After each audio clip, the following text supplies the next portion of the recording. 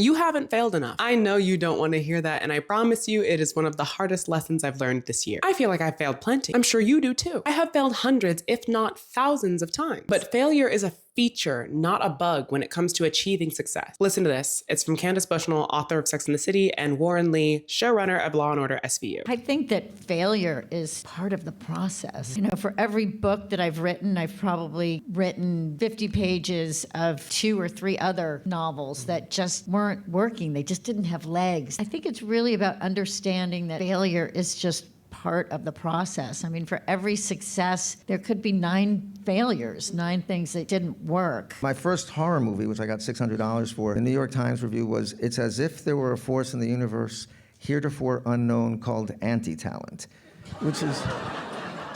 It's a weird thing to get up off the floor after those things. So the movie bombed, and then I started writing Sideman. Give yourself some time for self-pity, but this is where I worry about my daughters in the TikTok generation. They don't know that you're supposed to flop, that that's part of the process. Because they've seen this pattern of somebody puts one song up and it goes viral, and they've never had really any woodshedding process. I think that is, in hindsight, part of the process. It felt lousy at the time. And they're right. We treat flopping like it's a sign that we're doing something wrong, when really it's a sign that you're doing something right. And you literally cannot grow without it. You need phases where the idea doesn't land, the vision isn't quite cohesive, or the execution just isn't there yet, because that process sharpens you. When something fails, you don't get the satisfaction of success, so all you have to hang your hat on is the process. And failure will force you to really examine your process and determine what parts brought you joy, what parts could use refining, what areas could you use support in. It's how you find what works. It's how you find your voice. You're supposed to flop. You're supposed to fail, because each version of you who stumbles gets you closer to the you that sticks the landing. This was actually one of my favorite panels during the State of the Story conference in New York. So many writers I admire were so transparent about their failures and their FOMO. Candace Bushnell has